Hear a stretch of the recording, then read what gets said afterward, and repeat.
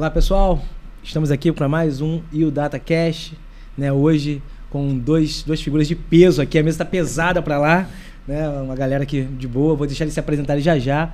Então já vou aproveitar pedindo aí para você se inscrever no canal, né? Dar um like, compartilhar esse conteúdo para alcançar mais pessoas. Vou abrir aqui, Douglas, obrigado pela tua presença. Então, cara, fica à vontade aí, se apresenta, para o pessoal saber quem você é. Tudo bem, Luiz. Obrigado pelo convite.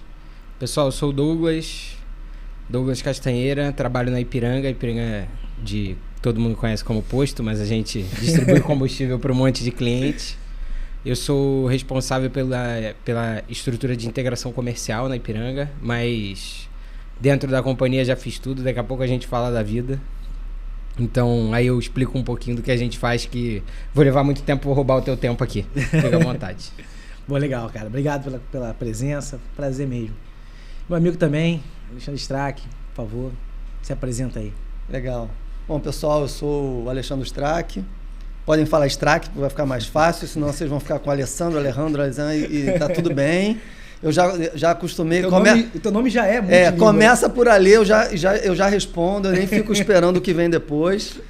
Mas eu sou um executivo de TI de longa data, né? Eu tenho mais de 30 anos de experiência. Hoje eu sou o CIO da Jadlog. A Jadlog é uma empresa que provavelmente todo mundo conhece, que é aquele carinha de vermelho que vem entregar o pacote na nossa casa. A gente faz mais do que isso, mas enfim, esse é o negócio principal. E hoje tá legal, né? Porque a gente está aqui para falar no podcast, depois a gente fala mais sobre a minha experiência, enfim, ao longo da nossa conversa. Mas hoje eu tô aqui com o Posto Ipiranga e ele tá com um cara que leva o pacote na casa. Olha que coisa legal, né? Pergunta que a gente responde, né? Exato, vai ser um bate-papo bem interessante. Inclusive os caminhões usam combustível, né? Então, legal. Falar um pouquinho aqui da estrutura, né? Então a gente tem falado com muita gente, com jovem, com gente se reposicionando.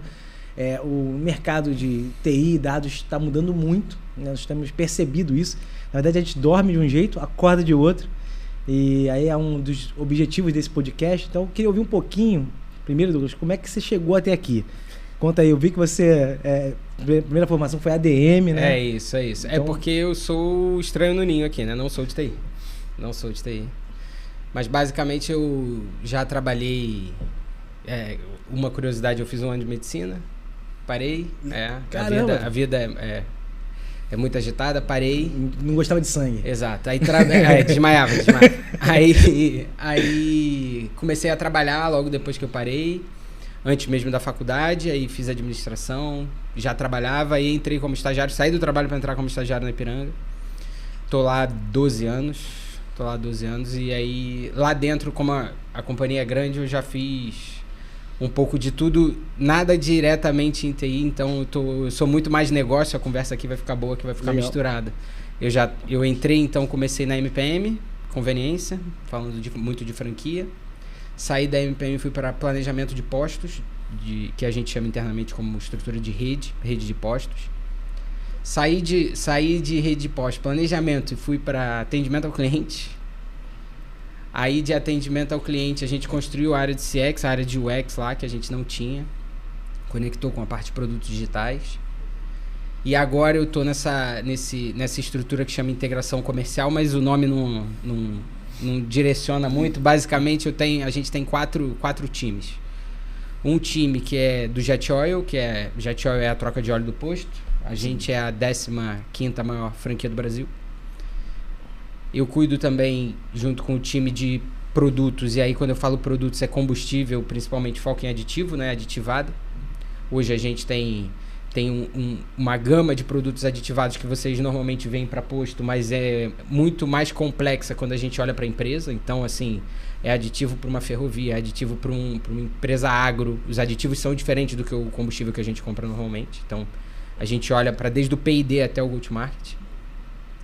A gente tem um time que olha principalmente para a parte de incentivo. Então, a gente tem programas que o revendedor, dono do posto, pode adquirir e fala, olha, eu vou pagar aqui um valor e o que a Ipiranga me dá de volta? A gente dá de volta um programa para o frentista, a gente dá de volta um programa de pontos que ele consegue trocar coisas. O próprio revendedor, tá? Não estou falando nem de consumidor. Sim. O próprio revendedor consegue trocar, a gente tem programas como que todo revendedor conhece, que é o Clube do Milhão, que é a viagem que, quando eles batem as metas, a gente viaja com eles pelo mundo. Então, esse programa ele abraça todas essas entregas. E mais um time focado em trade marketing. Por quê? Vocês viram que as áreas são de muita invenção, né? O Posto Ipiranga é criativo, a gente é criativo. Então a gente precisa de um time para ajudar como é que essa execução acontece na ponta. Como é que eu consigo ter uma grande ideia e como é que eu consigo fazer isso realmente acontecer. É esse time de trade que ajuda toda a organização a fazer esse movimento. É incrível.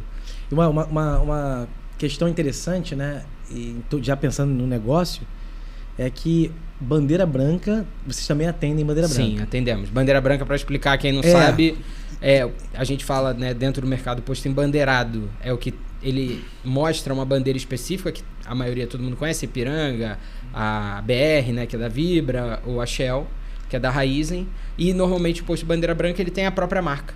E aí ostenta a própria marca, mas ele tem que comprar combustível de alguém. E aí, naturalmente, não só a Ipiranga, como todas as outras distribuidoras ofertam essa bandeira. Isso aí, ofertam combustível para ele também. Você olha pra gente, naturalmente, a nossa maior representatividade tem que ser pro embandeirado. Hoje a gente tem quase 6 mil postos. Então é um número muito relevante. De postos para a massa total do Brasil. Naturalmente, o nosso foco é posto embandeirado. Claro, a gente vende para a bandeira branca porque a gente tem o produto e a gente pode distribuir. Pode distribuir. Isso, mas o nosso foco sempre vai ser para o posto embandeirado. Caramba. Como é que a gente está lá na Jadlog? Olhando aí para esse mercado também que está mudando. Então, já falando aqui do negócio, né? Já aproveitando, abre um pouquinho da tua carreira, né? Como é que você começou, a sua formação. E a gente vai falar um pouquinho também lá da Jade. Tá bom. Bom, cara, eu comecei muito jovem, assim, porque eu entrei na tecnologia porque eu vi um computador e eu falei, cara, que negócio fantástico era esse. Eu já contei essa história em alguns outros lugares, assim, mas posso contar de novo. Né? Ou seja, quando eu vi um TK-85, que é uma coisa que só quem procurar na internet que vai achar, né? E eu fui na casa de um amigo, eu vi aquilo, e aí eu perguntei, cara, o que é isso? Aí ele falou assim, meu pai falou que isso é um computador e que isso vai ser o futuro. E aí aquilo, cara, me fascinou, cara, não tinha nada, o negócio estava ligado na TV e tinha um joguinho cretino lá, mas aquilo me fascinou. Então aquilo foi uma das coisas que me pegou, mas naquele momento, né, eu era pré-adolescente ali, 12 anos, mais ou menos, e aí, cara, meu sonho não era trabalhar com computação, achei aquilo fantástico, não me pegou, mas eu queria ser surfista. Né? Bom, um médico e um surfista. Então no surf não foi, né? Eu até cheguei a competir e tal, mas e acabei ficando no lado da computação. Então, bom, mas minha carreira, eu comecei como entusiasta, fui aprendendo a programar sozinho, depois estudei durante a escola, fiz cursos de programação, eu sempre me destacava por onde eu passava, do ponto de vista de programação.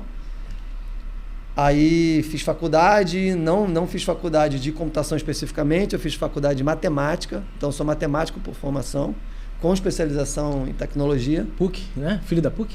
E eu também, exatamente, eu também passei pela PUC, exatamente, e eu sou, assim, na época, cara, você não tinha muitas opções, né? Então você tinha a opção de fazer informática, que era o que existia, que era um curso que eram 2 anos de matemática e depois especialização mais voltada para programação e tal. Ou você fazia tecnólogo na PUC, né?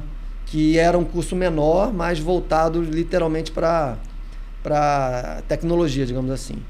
E aí, cara, eu acabei não me classificando na época que eu fiz no vestibular para informática, eu me classifiquei para matemática.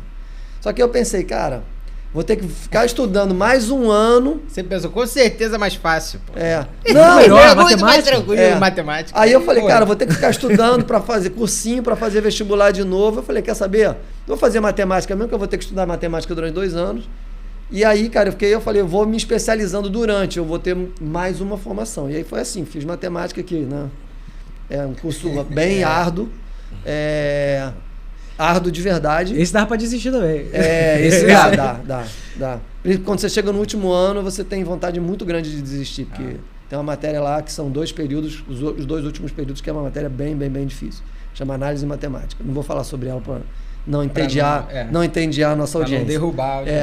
Mas aí fui, ou seja, comecei como programador, como todo mundo começa, porque eu já programava, então minha carreira foi evoluindo até que eu...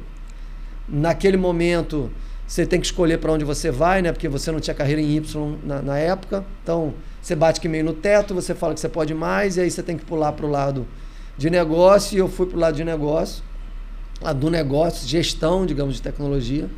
Né? Depois fiz MBA em gestão de negócio e tudo mais, enfim. Senão eu vou ficar falando aqui sobre meu currículo e a gente vai levar tempo, mas enfim. A grande característica da minha carreira é que ela é muito eclética. Eu nunca me prendi num só local, né? Num só setor, num só segmento. Eu já empreendi algumas vezes, empresas que foram razoavelmente bem-sucedidas, até já quebrei um monte de outras tentativas, já quebrei de montão e não tenho vergonha nenhuma de dizer isso. Porque eu acho que esses são processos. Você vai aprendendo, isso vai te fortalecendo tanto no mundo do empreendedorismo, se você quiser tentar outras coisas, como no mundo empresarial, onde você pode ser empreendedor também, com o intraempreendedorismo, que é uma carência gigante dentro das empresas. Né? Então, eu tentei aliar esses dois lados. Então, eu já trabalhei em diferentes segmentos. Eu trabalhei na indústria de software, diversas mecânicas em indústria de software. Depois eu fui para entretenimento, eu trabalhei em gravadora, eu trabalhei na BMG. Algumas pessoas vão lembrar do que se chamava na época BMG Ariola. Depois eu passei pela fusão da BMG com a Sony, que hoje é só Sony Music. Eu trabalhei 9 anos lá, eu entrei na indústria um pouco antes do Napster, então eu entrei e vi a indústria no auge, vi a indústria ir pro buraco, né? Até considerei isso uma falta de sorte, depois eu fui entender que foi uma super sorte, que é nada melhor do que você ver uma transformação digital estando do lado de dentro e vendo como que as pessoas reagem, como que o negócio reage negativamente, enfim, como que se perde mercado, ganhando salário, é bom demais, né? E eu progredi ali, depois eu saí e fui para outras empresas de logística. Então, a minha vida em multinacional tem mais de 25 anos como executivo de multinacional. Tá? Então, eu tenho uma carreira longa como executivo e passando por diferentes setores, ainda que os meus 2 últimos setores tenham sido logística, não foi o mesmo tipo de logística. Agora, caindo para o que você falou, Jadlog. Estou na Jadlog há 4 anos, entrei logo depois, ali, ainda no meio da pandemia, abril de 2021. E eu entrei lá justamente para ajudar nessa transformação, né, no próximo ciclo de crescimento da empresa. A empresa nasceu como uma empresa brasileira, né? Jadlog não é um nome por acaso, né? Jade é o nome do fundador, José Afonso Davos, logística, né? É um grande empreendedor, já vendeu a Jadlog, né? A Jadlog hoje é uma empresa francesa do grupo Geopost, que é um grupo dentro de um outro grupo gigante chamado La Poste, francês. Né?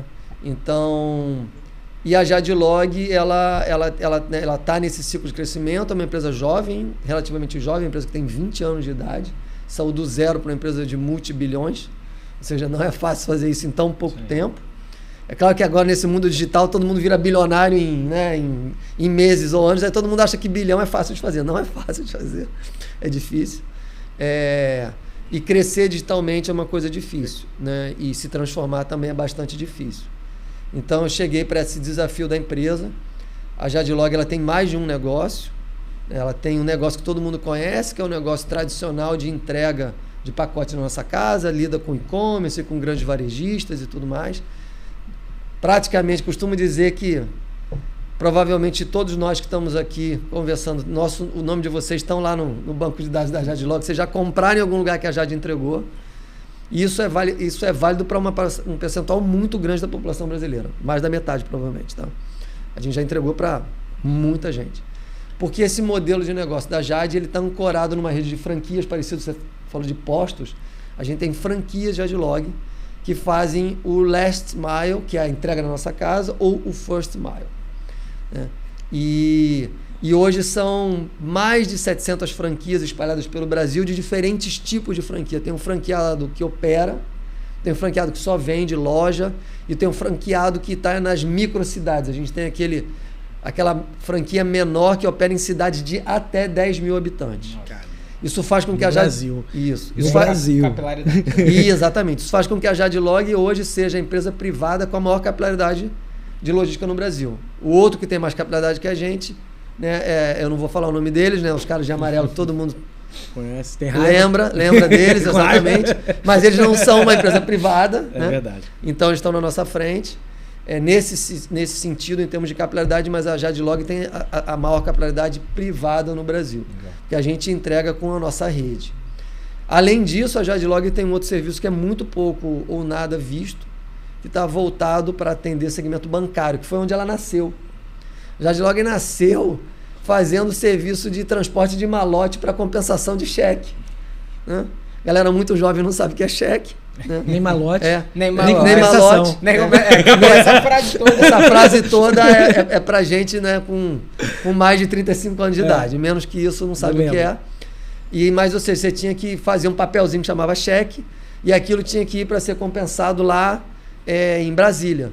Então, a Jadlog nasceu desse segmento. Então, a gente tem um serviço muito voltado para o mercado bancário, que é o que a gente chama de nosso segmento mais B2B, onde a gente faz diversas coisas.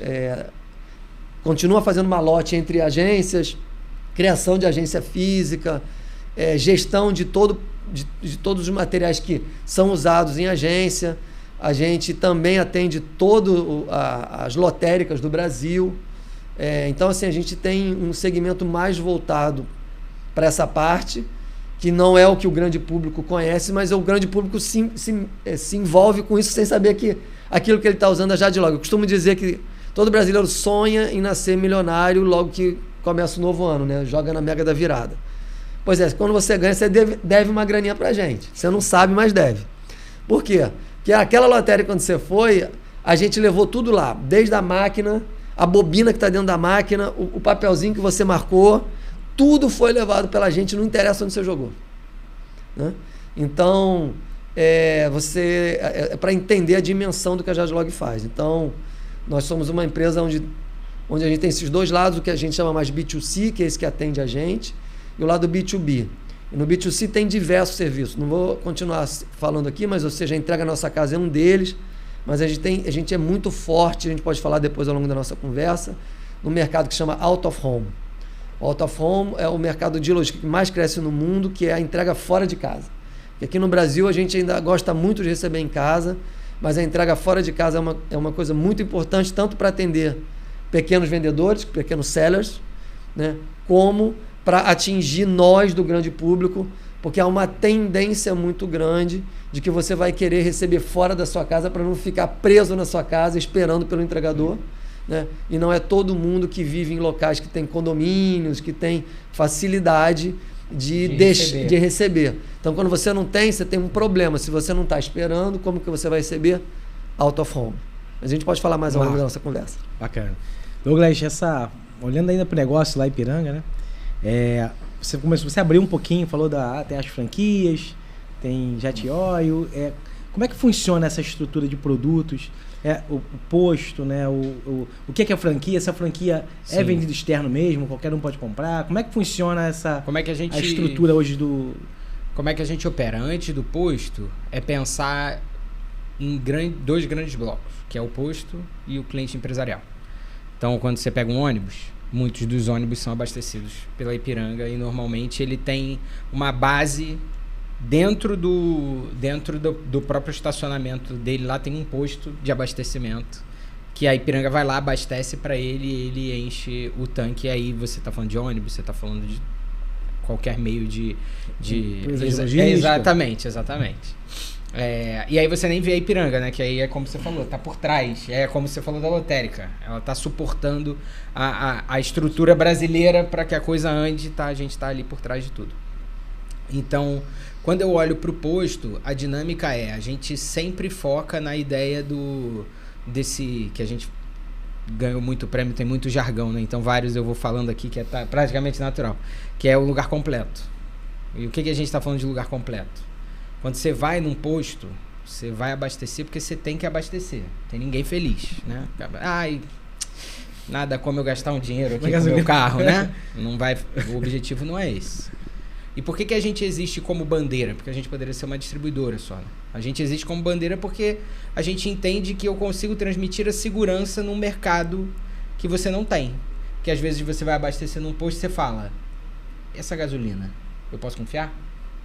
Então, quando você tem a bandeira ostentada lá, é a hora que você tem aquele abraço de segurança de falar, eu posso ir lá, porque é Ipiranga. Eu vou lá encontrar um produto de qualidade. Então, já começa aí. A gente mudou a nossa marca aqui. A gente está no Rio, né? Não sei se todo mundo sabe, mas né? Apesar do X, que tá todo mundo pegando aqui, mas a gente está no Rio. E aqui você já vê em vários lugares do Brasil muitos postos já com a nova marca, com a nova imagem. Nossa, mas o principal é que a gente quer que ele tenha confiança onde ele vai. A partir do momento que a gente sabe que esse cliente tem que ir no posto, como é que a gente consegue fazer com que esse ponto seja um ponto que vale a pena ele ir? Já que eu estou indo lá, já que eu tenho que abastecer, eu vou no lugar primeiro que eu confio. Sim. Então eu vou na Ipiranga. Eu vou encontrar lá um produto que eu confio, e aí é a gasolina. Quando a gente fala da nossa gama de aditivados, que é a Ipimax, você fala assim, olha, eu vou encontrar um produto lá que vai limpar meu carro, que vai me dar mais potência, ou mais rendimento, ou mais qualidade, o que você está buscando, você vai encontrar nessa gasolina com esse aditivo. E confiável, Isso né? aí. E depois disso, beleza, eu já tô lá no ponto, né? Eu já tenho a coisa mais difícil, que é o 6.000 PDVs. Ele já parou. E aí, a partir daí, como é que a gente consegue fazer com que esse consumidor veja valor nesse ponto, porque ele já parou lá. Quer dizer, eu preciso, no final do dia, eu tenho que transformar o sentimento, né? No sentimento de obrigatoriedade dele lá, de, pô, já que eu tô aqui, como é que eu resolvo? Eu trago uma experiência. E aí é a hora do lugar completo. Que aí ele vai entrar na MPM porque ele precisa comer, porque ele precisa comprar, porque vocês sabem, né? Na MPM a gente tem um monte de parceiros, principalmente focado em alimentação, mas tem gôndola, você consegue comprar, eu preciso comprar um macarrão. Em muitas MPM você vai encontrar um macarrão. E dependendo da MPM, 24 horas vai ser 2 horas da manhã que você vai encontrar esse macarrão. E quando você tem um carro, principalmente quando você já passou daquele momento de concessionária, e você fala, cara, eu preciso trocar o óleo no lugar que eu confio. É a hora que a Ipiranga aparece também. Porque da mesma forma como você confia no combustível, você vai confiar na troca de óleo, você vai confiar na coxinha que você está comendo lá dentro. Esse sentimento abraça tudo, entendeu? E aí, pô, beleza, eu tive a experiência no PDV, o quilômetro de vantagem, né? O KMV vem pra... Beleza, agora você ganha ponto e você pode trocar não só para o que você está olhando no posto, mas para a sua vida toda. Então, beleza, eu ganho ponto aqui, eu vou trocar nas aéreas, é um dos nossos principais parceiros, mas você troca por cinema, você troca por viagem, por hotel, por tudo quanto é coisa. A gente está falando em números para dar uma situada na galera, são 6.000 postos, mais de 1.400 MPMs, mais de 1.100 jet oils, e 38 milhões de CPFs cadastrados no KMV. Então é uma massa, naturalmente... Cara, 38 milhões. É uma massa de gente muito relevante, passando dos nossos postos todo dia, interagindo com a marca todo dia. Por isso que a gente se preocupa tanto e a gente fala tanto sobre a completude mesmo direta ou indireta, né? Agora, quando você olha para como a gente está comunicando para o cliente... Não necessariamente a gente fala de completude verbalizada, mas você vai ver que um comercial nosso é no posto, outro comercial nosso é no jet, outro comercial nosso é na MPM. Você está sempre com o POS, né, a maquininha, falando de KM, porque eu quero que ele entenda que lá ele vai conseguir resolver o que ele precisa, né? O pergunta lá vem da ideia desse... Eu tenho que sensacional, né? Que é sensacional. Eu tenho que resolver. Como é que eu faço com que aquele ponto de venda seja rentável? E aí falando, naturalmente a gente está aqui num podcast que não olha só para o cliente final, né? A gente está falando da empresa. E a gente precisa rentabilizar o revendedor. Que o revendedor, né? Que é essa figura de revenda no combustível não é a franquia, né? Então ele é um revendedor, ele licencia a marca, faz um contrato com a gente e compra combustível da gente. Ele tem a dinâmica de como é que eu consigo fazer com que ele ganhe dinheiro de forma mais ampla. Olha, eu ganho dinheiro com posto? Ganho, mas, cara, você consegue ganhar dinheiro também no jet, você consegue ganhar dinheiro também com a MPM. E o KMV é um acelerador. E são franquias diferentes. São franquias diferentes. A maior parte, praticamente todas as vezes, são do mesmo revendedor. Então, o dono do posto... É isso, ele é o dono da MPM, ele é o dono do jet, ele usa aquele espaço, aquele PDV todo para ser sinérgico. A nossa ideia das franquias é trazer sinergia. Não é claro que o objetivo de qualquer negócio é dar rentabilidade sozinho, né? Eu preciso que a MPM dê dinheiro, eu preciso que o jet dê dinheiro. Mas a gente entende que a força motriz de fazer tudo funcionar é muito mais potente. Então, por exemplo, como é que eu faço a MPM dá mais resultado? Eu faço uma promoção na pista. Como é que eu faço com que um jet, eu jogue carro para dentro do jet?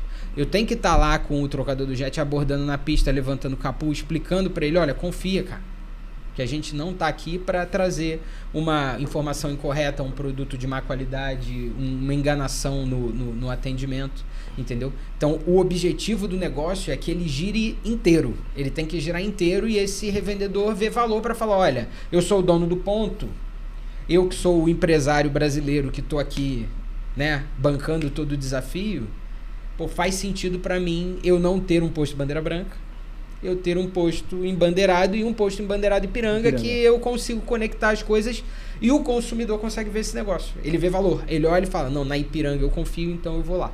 Entendeu? Então acho que essa conexão do negócio é o principal, é o maior desafio, porque esse revendedor que ele 99% das vezes começa com posto, ele tem 4 SKUs, né? 4 produtos. E aí eu falo, beleza, então agora abre uma MPM com 1000. Entendeu? Abre um Jet Oil com 100. Aí ele fala assim, cara, e nosso papel tá lá para suportar ele.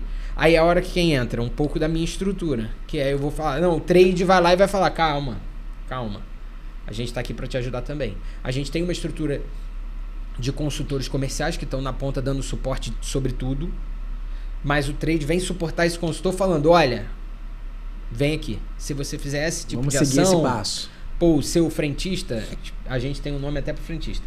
O frentista é o nosso... o VIP, vendedor de piranga de pista. E aí a gente chama ele de VIP. Então, toda a nossa estrutura de comunicação tá ligada nele.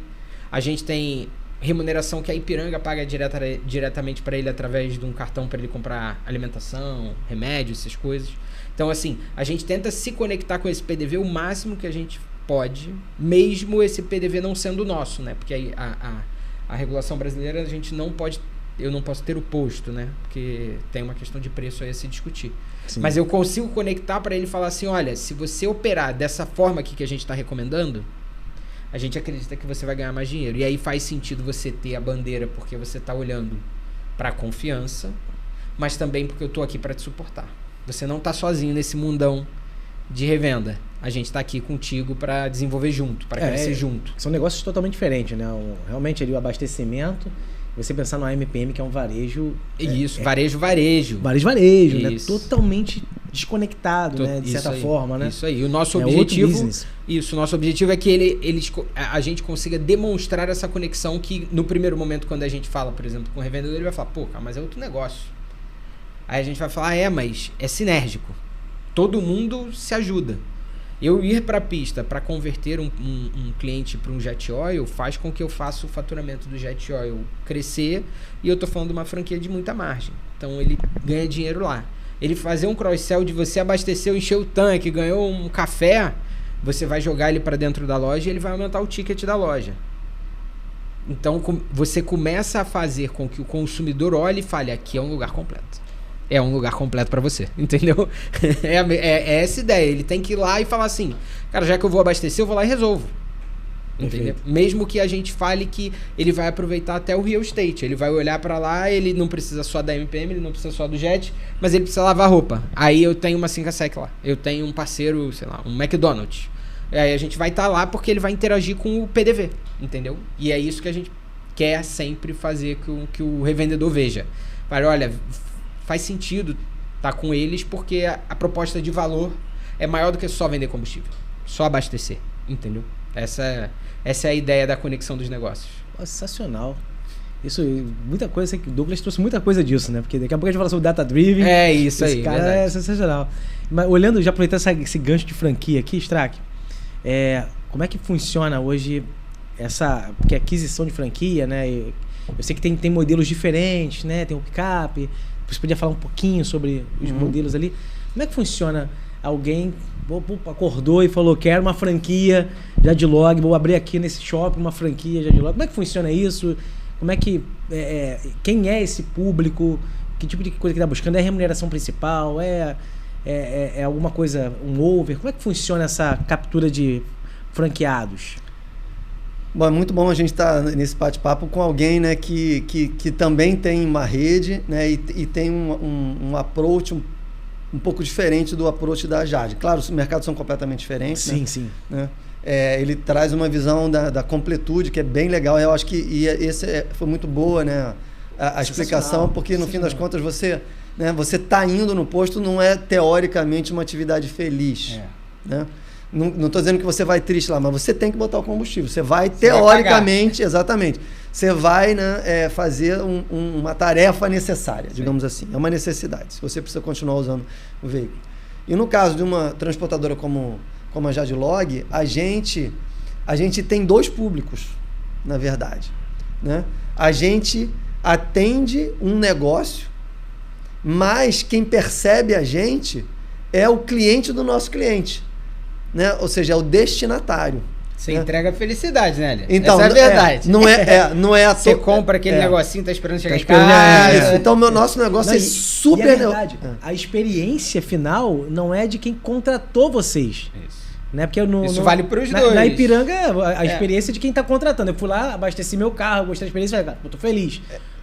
Jadlog é o contrário. Eu contratei a Jade para entregar, mas aí quem fica feliz, quem fica triste, alegre... Exatamente. É quem recebe o produto. Exatamente. Não é à toa que quando você entra no site da Jadlog, você vai ver lá, sua encomenda no melhor caminho.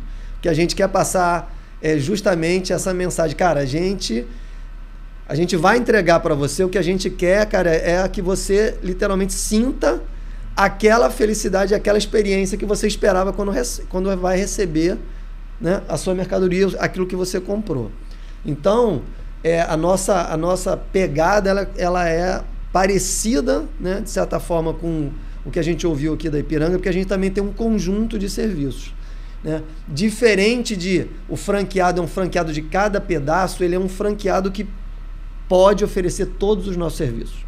Né? Então, com algumas exceções, porque obviamente dependendo de alguma característica que eu vou falar agora, você vai entender o que é e o que não é. Né? Então, o nosso franqueado, você acordou hoje, respondendo a tua pergunta, você quer virar franqueado, você tem que entrar em contato com a Jade, a gente tem uma área só voltada para franchising, né? E aí você obviamente vai trazer o seu interesse, a sua localidade, a gente vai entender, né, se faz sentido naquela localidade, porque a gente divide, né, o território pelos CEPs. Então, ou seja, o atendimento depende dos CEPs. Né? Dependendo, obviamente, do que você vai fazer, do tipo de franquia que você está disposto a ter. Se você quer só vender, só parece uma palavra fácil, né? Mas se o seu interesse é ser um vendedor, esse é um tipo de situação. Se você quer operar, literalmente, que é coletar pacotes e colocar dentro da nossa rede, dentro da nossa malha, ou se você quer entregar no consumidor final, é um outro tipo de franquia. Né? E a gente também tem o ponto, né, que a gente chama de ponto PUDO. Né? O que é PUDO? É uma sigla em inglês, né? Pick Up, Drop Off. É, na verdade, um ponto de entrega e retira. Né? Hoje cresce muito, né, no e-commerce a opção do retira. Né? Só que o retira nem todo mundo consegue fazer retira, porque você não tem o ponto. Quando você pega uma cadeia física de varejo, às vezes ele já tem o ponto, ele foi para o digital e ele oferece um retira na posição física dele. Mas não é todo mundo que tem posição física. Tem muito gigante digital que não tem posição física. Sim. Como é que ele vai ofertar o retira? Precisa de alguém para ofertar. A gente tem uma rede de mais de 4.000 pontos PUDOs no Brasil. Espalhado. Em alguns lugares a gente tem muito mais capilaridade que o nosso concorrente de amarelo lá. Né? Por quê? Porque a gente entendeu que existe um mercado muito necessário e aí a gente transforma pequenos negócios em parceiros da gente. Então é o cara que vai abrir uma cafeteria, é um pet shop, é uma loja de, sei lá, uma loja qualquer de qualquer outro setor que tem um espaço. Qual é a vantagem para essa loja virar um ponto PUDO, para esse café virar um ponto PUDO? Porque eu vou levar cliente lá para ele. Ou seja, você vai lá para retirar ou para entregar o seu pacote. Então, como você vai entrar naquele negócio, você tende a consumir daquele negócio. Então, é uma estratégia ganha-ganha, exatamente, muito parecida Ou seja, só que aquele cara que foi criar um café, ele fala que ele não tem nada a ver com a logística, o cara vai entrar aqui e vai tomar café. Né? Beleza, mas você tem um espaço aqui que dá para você receber, armazenar durante algum tempo alguns pequenos pacotes, né? E que vão ser entregues por alguém que outro virá para retirar. Se você tem esse espaço, é bom para você, a gente remunera você por isso. Claro. Óbvio, então é mais um negócio. Você não é um franqueado, mas você é um ponto que a gente chama um ponto pick-up. Esse negócio chama-se pick-up dentro do mundo Jadlog. Então você pode ser um franqueado para operar a venda, você pode ser um franqueado para operar literalmente coleta e entrega, ou você pode ser, por exemplo, um ponto pick-up, onde você vai receber pacotes e você vai ser remunerado por isso, não sendo a sua atividade fim. É um jeito de você fazer o seu negócio crescer em atratividade e, ao mesmo tempo, você, além de ser remunerado pela gente, provavelmente vai gerar vendas do seu próprio negócio. Então, a Jadlog ela tem essa percepção e diferente, digamos, de outra transportadora, a gente olha para o circuito como um todo. Né? Ou seja, como é que a gente olha para atingir o mercado como um todo? Né? A gente olha, obviamente, para o embarcador, porque é aquele cara para quem a gente vende para um B. A gente é o típico negócio B2B2C. Eu vendo para um B, mas quem percebe a gente é um C. Né? Então eu tenho que agradar o C, porque se o C não ficar feliz, ele gera barulho, o B não traz mais, eu não consigo mais vender para ele e eu tenho um problema. Agora, quando eu agrado o C me vende para os outros B, porque ele quer trabalhar comigo e ele quer encontrar essa minha opção dentro dos outros lugares. Então é por isso que cada vez mais você vê no e-commerce, na opção do checkout, ele diz quem é que vai operar o transporte. É verdade. Por que ele diz isso? Porque cada vez mais o C quer ter a opção de escolha de quem ele vai trabalhar. Então, se ele é bem atendido pela Jadlog, ele quer encontrar a Jadlog nos diversos lugares. Né? Então, a gente tem essa preocupação 360. Então, a gente tem desde a venda ao gigante, né? A gente trabalha com grandes marcas, grandes e-commerces, os grandes tradicionais que você conhece do mercado fazem entrega também com a Jadlog, não só com a Jadlog, mas também com a Jadlog. E aí, por isso, a gente tem uma área comercial muito importante dentro da empresa que lida com essas grandes contas, key accounts e tudo mais.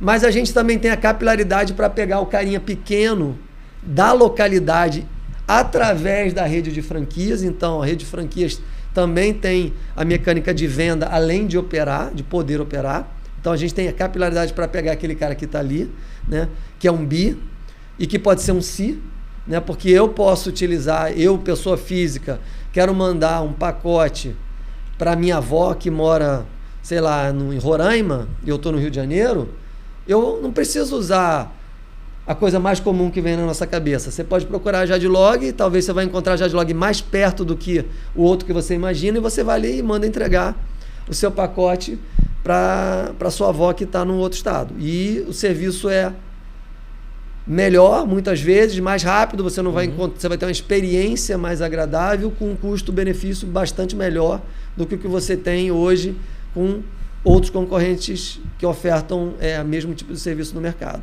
Por outro lado, a gente também tem um serviço voltado para aquele microempreendedor, que a gente chama dentro da Jadlog de nanocliente, né? E o Brasil é muito empreendedor, muito empreendedor, né? O brasileiro, ele tem a capacidade de ser empreendedor até para poder complementar a sua renda, né? E a gente vê isso crescer cada vez mais. E hoje qualquer um pode vender na internet, né? Você vende no Instagram, ou você usa o WhatsApp, ou você usa Facebook, enfim. Ou você usa você cria sua pequena loja de e-commerce. Só que você, quando é um pequeno empreendedor, o que você não se dá conta, porque não é tão simples de perceber, é que quando você oferta online, o cara do Acre vai comprar, olha que maravilha. Só que aí você vai falar, meu Deus, como é que eu vou entregar o meu negócio no Acre? Aí nasce uma coisa que você não se ligou, que é como que você vai lidar com essa logística. Então, existem algumas soluções no mercado, mas a Jadlog também pegou e criou um produto voltado para esse segmento, que é o Jadlog Entregas. Qualquer um pode usar, pessoa física ou pessoa jurídica, jadlogentregas.com.br, você que está nos assistindo agora, entra lá e lembra da gente. Não interessa se você é um pequeno vendedor. Eu faço boneca artesanal, eu vendo cookie, eu vendo doce para pagar minha faculdade. Beleza, você vai precisar entregar. Jadlog Entregas é uma solução simples e prática para você resolver esse problema. Você faz tudo sozinho na internet, muito fácil. Self-service, fácil de resolver. Mas se você também quer entregar um pacote, né, para alguém, lembra que você pode entrar no Jadlog Entregas. E como que a gente faz isso? Sinergia de negócios. A gente vende digitalmente, a gente usa a nossa rede de PUDOs para captar o seu pacote, né? Se você é o vendedor, né? E você, desse jeito, você tem uma mecânica para poder atingir o Brasil inteiro de forma rápida e muito capilar, muito próximo. Então, parecido com o que a Ipiranga acabou de falar para a gente aqui, a Jadlog ela também tem essa diversidade de serviço e essa preocupação de pegar todos os elementos. A gente tem a preocupação dos bis, não interessa que tamanho ele é, mas também tem a preocupação com si. Porque como a gente entrega pacote em qualquer lugar do Brasil, se você quiser ir fisicamente caminhando até onde tem uma Jadlog e colocar o seu pacote ali, você pode. Se você quiser encontrar a gente digitalmente, você vai lá no jadlogentregas.com.br, encontra. E se você começa como nano e um dia você vai virar uma Amazon, que é o que a gente torce para que aconteça com você, você tem toda essa jornada enquanto cliente dentro da Jade. Você pode entrar pequenininho, usando um produto self-service porque ele te atende e é o que você precisa agora. Se você começa a crescer, você quer um preço melhor, um serviço mais específico, mais personalizado, a gente tem para te ofertar. Você entra na nossa cadeia de como cliente pequeno e você pode ir crescendo desse jeito. Até mesmo, se quiser, pode entregar em todos os lugares do mundo, porque a Jadlog está conectada com a Geopost. Então, quando a gente olha muito o mercado nacional, mas você quer exportar, mandar para você ganhar cliente do mundo, você pode usar toda a nossa malha internacional, que é o mundo inteiro.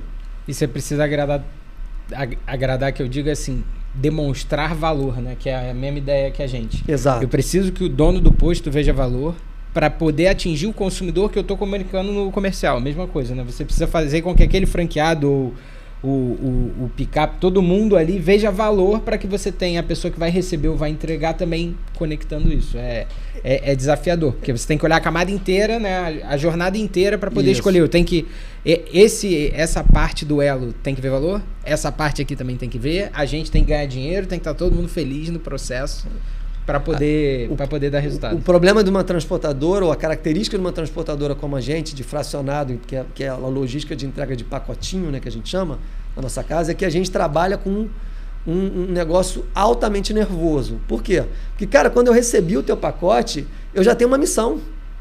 Eu tenho que fazer o teu cliente feliz naquele tempo que eu vendi para você. Perfeito. Então, eu já estou correndo contra o tempo. Na verdade, eu entrei no negócio, quando eu comecei a trabalhar com você, eu já estou trabalhando com você para fazer o teu cliente feliz e eu tenho que cumprir todos os tempos, porque literalmente o que acontece lá na ponta é que tem alguém ansioso, né?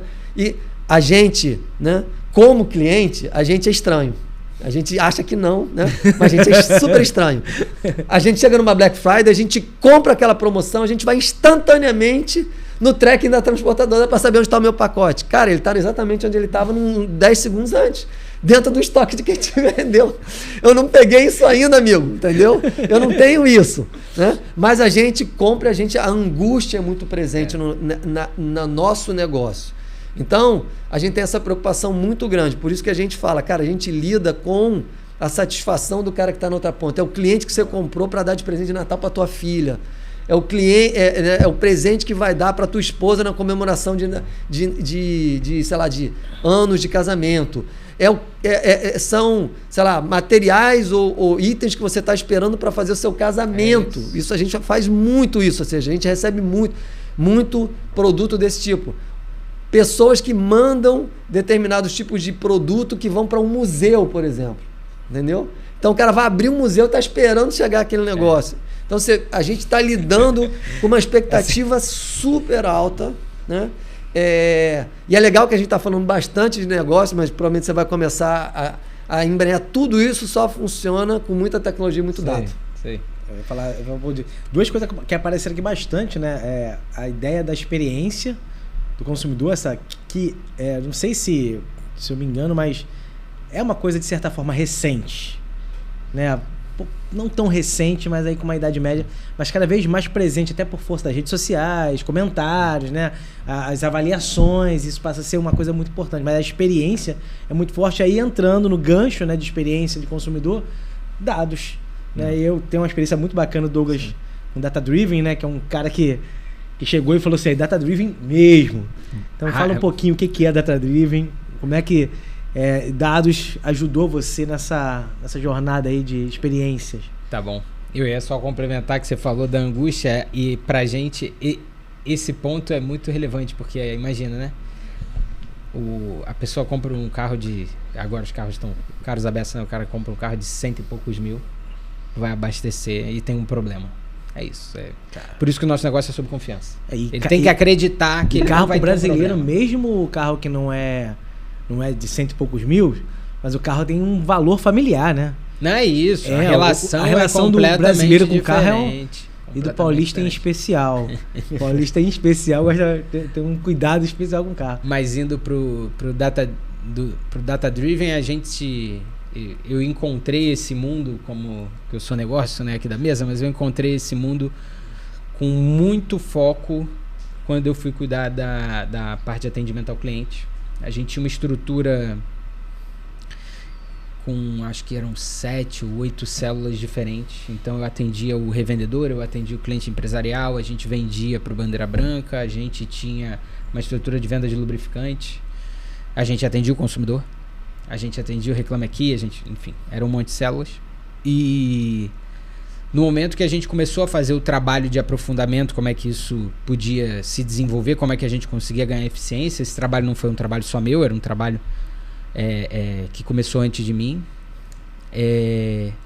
A gente começou a entender que a gente ou tinha pouco dado, ou tinha o dado errado, né? Ou a gente não tinha informação, ou ela era confusa, ou para mim a maior dor que hoje a gente tem quando a gente fala de dados, que todo mundo fala da massa de dados que eu tenho e tal, que ele não é direcionado para o negócio, né? Não adianta eu ter um monte de dado que eu não analiso, ou que eu analiso, mas não chego a lugar nenhum, e eu não consigo converter em negócio. Eu preciso converter esse negócio em qualidade, em melhora de atendimento, melhora de satisfação, mais dinheiro, sei lá o quê.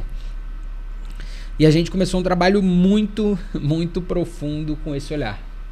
A gente construiu uma ferramenta, o time da Data estava com a gente construiu uma ferramenta que a gente conseguia fazer um self-BI.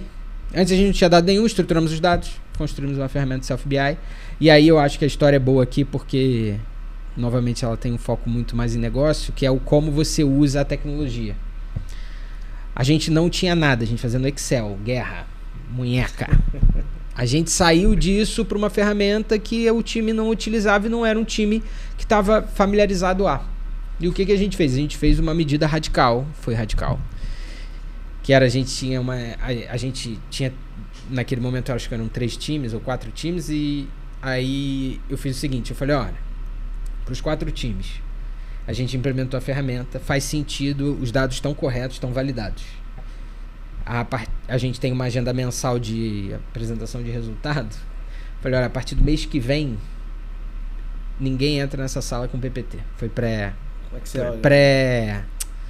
pré-pandemia, né? Falei, ninguém entra com PPT. Acabou. Agora todo mundo tem que fazer esse resultado na ferramenta, a gente vai ver na ferramenta, porque o que a galera fazia, né? O padrão da vida. Você faz no Excel, você dá copia, cola aquele negócio, cola como imagem, joga no PPT e faz uma apresentação. A discussão era que aquilo tomava muito tempo e a gente tinha dificuldade de tomar decisão. Então, com a ferramenta, e a gente conseguiu uma atualização muito rápida, né? Ali, então, eu olhava 20, 30 minutos antes, pra gente aquilo era super relevante para a tomada de decisão. A gente começou um movimento de migração do time inteiro para se tornar data-driven real. Porque era assim, a gente tinha do coordenador ao assistente, coordenador, o analista, todo mundo até a última ponta falando assim, tá, então eu vou montar o meu relatório, porque a gente entrou num lugar que a gente poderia ir para um caminho de, olha, a gente vai ter um relatório e todo mundo consome. Naquele momento ali, fazia sentido com que a gente começasse a dar liberdade de falar sobre o indicador. Então olha, o indicador é esse, tempo de resposta, né? A gente era atendimento, tempo de resposta. o tempo de resposta é esse aqui. É ele que eu vou olhar, é ele que está nas suas metas, é ele que a gente vai indicar. Mas assim, ó, o que você vai aprofundar e a forma como você vai me mostrar, você tem autonomia para fazer. Era uma proposta bem ousada, que deu certo. E aí a gente fez com que, muito rapidamente, o time virasse para esse olhar, e aí a gente começou a fazer todos os níveis apresentarem usando a ferramenta, e principalmente, porque a ferramenta se troca, mas mudar a cultura. A galera começou a conseguir entender e começou a fazer, que eu acho que é a jornada mais bonita desse negócio do Data Driven que eu pude experienciar, que era, a gente começou a fazer perguntas mais difíceis. A gente começou a mudar reunião, a própria... Né? Dentro da reunião, você já participou de algumas... A gente começou a mudar as metas. Não, isso aqui já não faz sentido, porque a gente aprofundou tanto que a gente entendeu que o que a gente achava tá errado. Não pode mais ser, tem que ser diferente. Aí a gente voltava, para todo mundo entender, a gente tinha uma estrutura que era basicamente, eu tinha um time que cuidava das plataformas, um time que cuidava do atendimento raiz, né? Atendimento mesmo.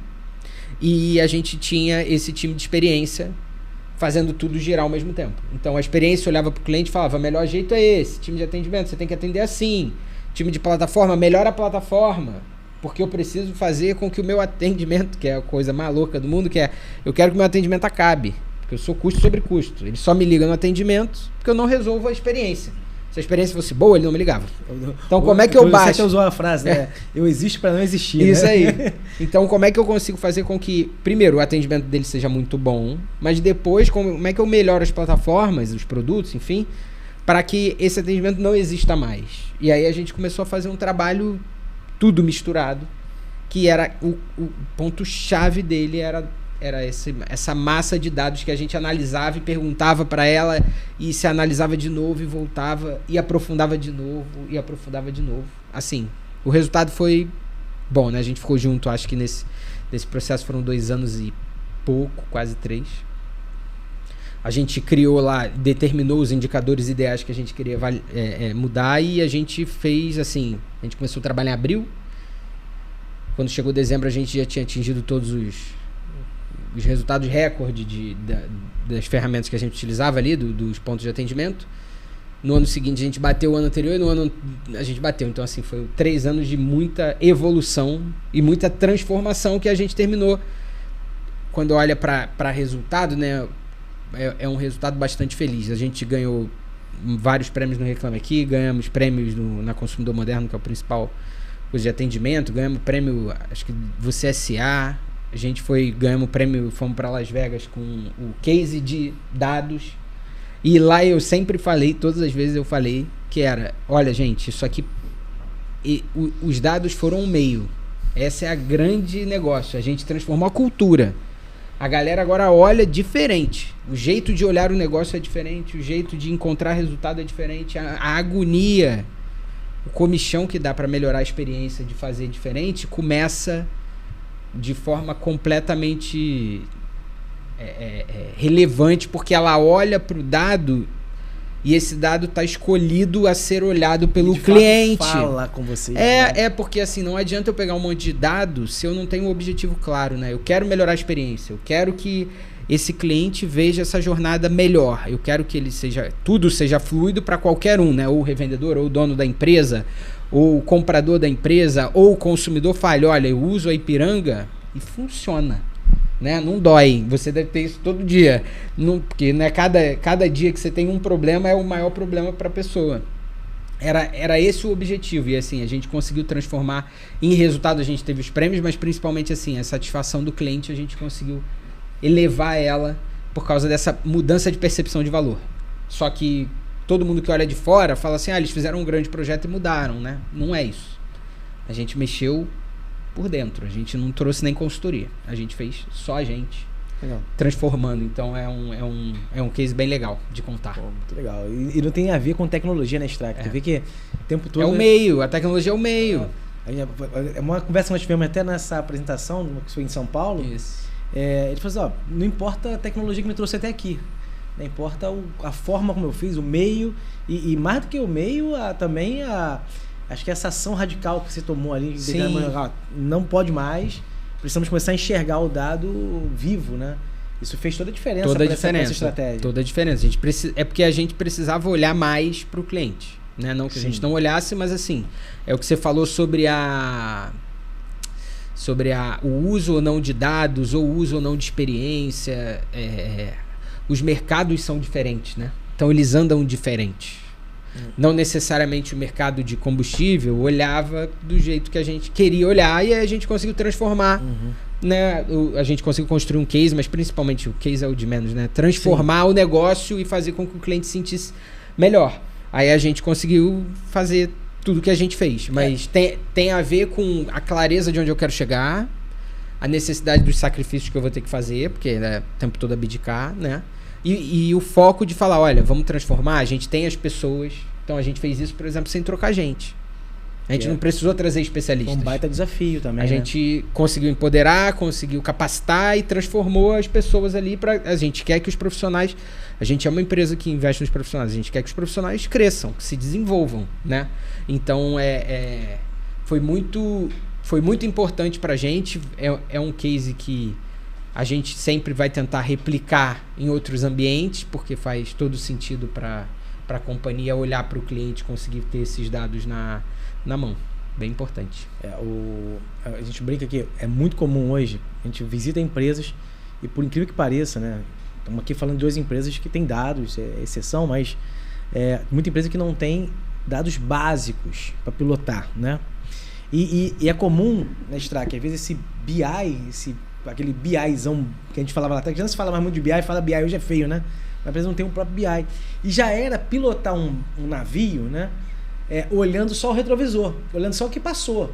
Não tem essa visão do para frente, né? Ele ficava olhando aqui, quase podíamos ter batido nesse iceberg. Mas ele não sabe que vem um iceberg, ele está olhando aqui sempre o retrovisor, né? E o Data Driven, ele consegue, quando você começa a botar a empresa para olhar dados e fazer com que esse dado responda a pergunta, né? Faça um direcionamento, muda completamente a visão de pilotar a empresa, né? O Strack. Cara, eu estou muito feliz da gente estar conversando sobre isso, porque somos 2 empresas digital. Exato. E é difícil as pessoas perceberem isso, né? O nosso negócio é físico. O que eu faço? Eu entrego pacote na casa de alguém. Se o pacote não existir, coisa física, o meu serviço não existe. Eu existo para atender você com uma coisa física.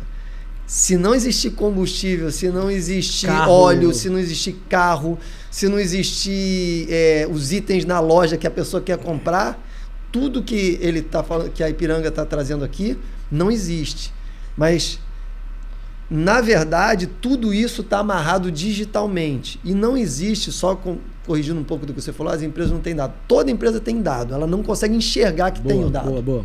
O dado existe lá. Está estruturado, às vezes. Mesmo que ela esteja anotando no papel, tem dado. Sim. Né? Só que hoje ninguém anota no papel, todo mundo coloca no computador de alguma maneira. Então tem algum sistema que capturou alguma informação e, consequentemente, tem um dado lá que pode ser usado de uma outra maneira. Quando eu cheguei na Jade, essa foi uma das primeiras coisas que eu falei nas primeiras reuniões com os franqueados e tal.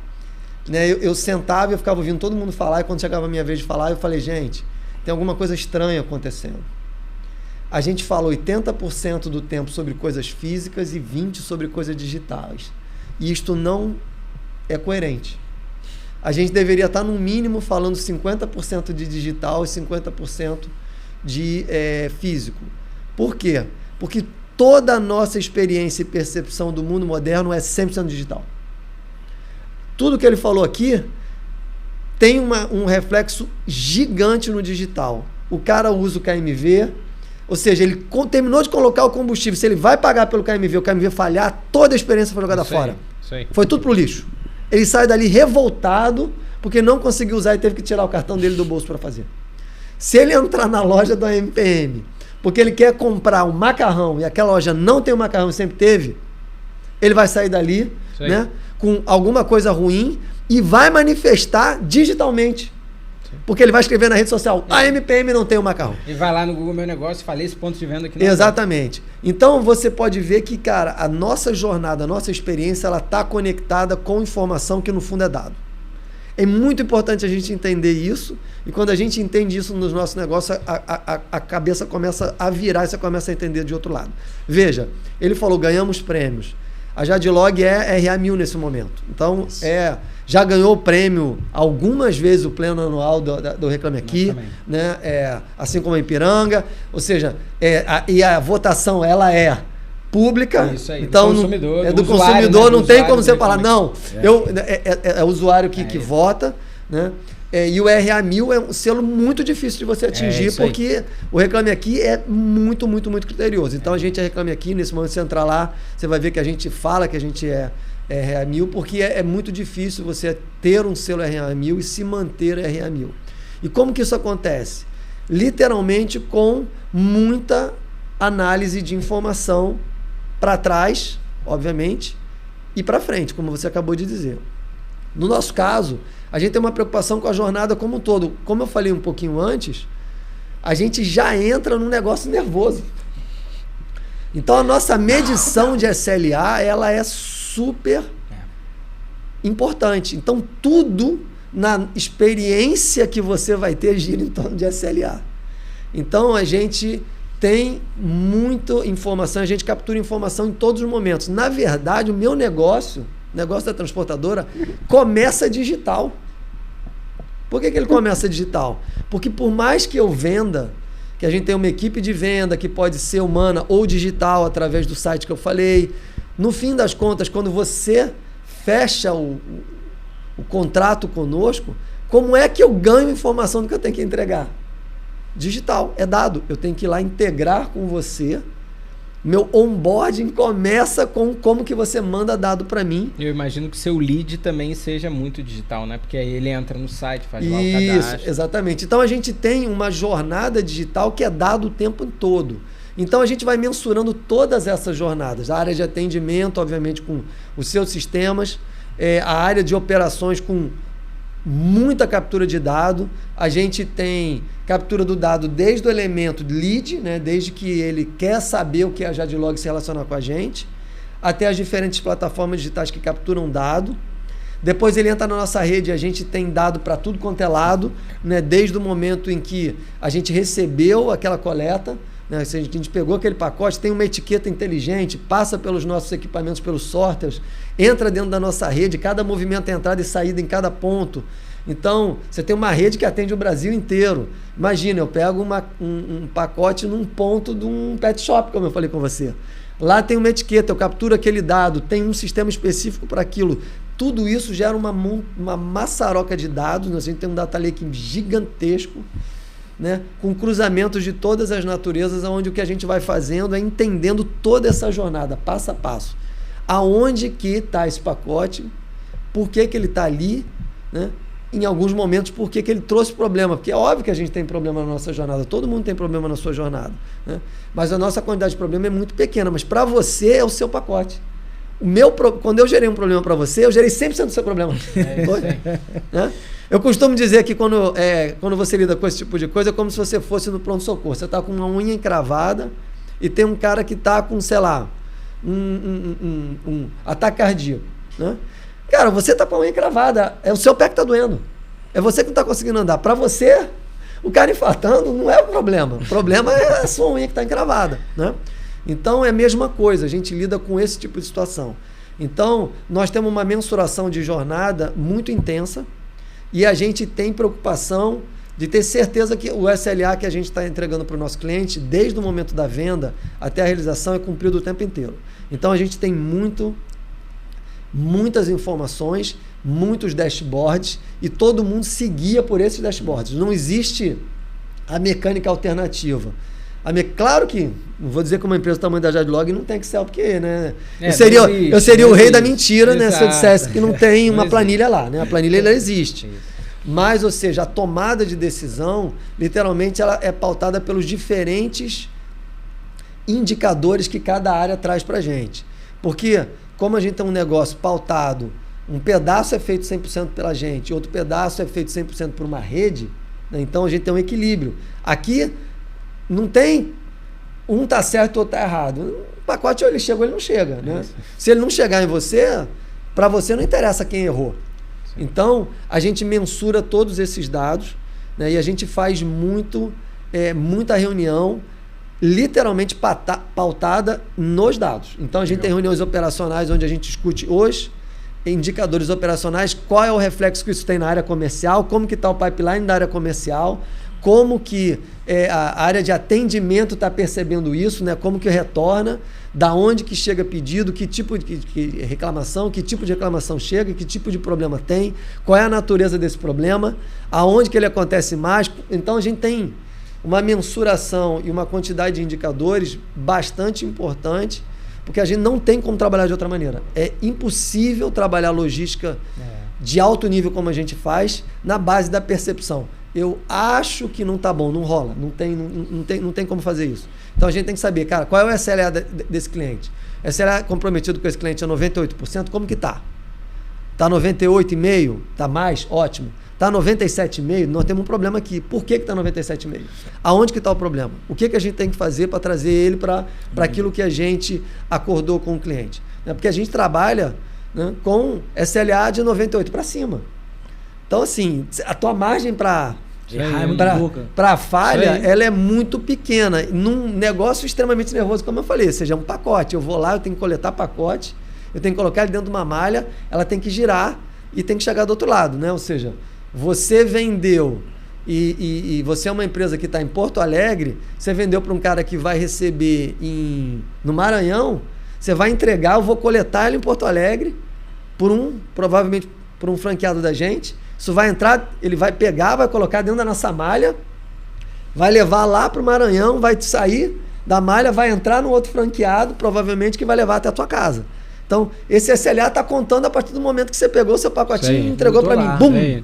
Eu tenho quanto tempo para entregar para o cara de Porto Alegre no Maranhão? Vamos supor, sei lá, 5 dias. Eu tenho 5 dias para fazer esse trabalho. Então, a partir do momento que eu peguei, como é que eu vou mensurar? Liga o cronômetro. Só tem um jeito de eu mensurar. Eu tenho que ter dado. Sim. Né? Então eu tenho aplicativo na ponta que captura desde a entrada, diversos tipos de aplicativo, o aplicativo que o motorista entregador usa, o motorista do caminhão usa, né? Movimento de entrada e saída, etiqueta inteligente para poder saber em que linha vai cair, em que linha vai dropar, em que linha vai escorrer o pacote para entrar dentro do caminhão. Então, assim, é uma operação super rápida e que só existe e só é viável com muito dado. Dado processo. Né? Aquele 3 pilares que todo mundo fala, né? Pessoas, processo e tecnologia, é verdade, mas quando se trata de dados, né? Tem uma quantidade de tecnologia digital muito importante, porque a nossa percepção, volto a dizer, ela é 100% digital. A gente percebe qualquer coisa no nosso mundo hoje por uma via digital, e a via digital é dado.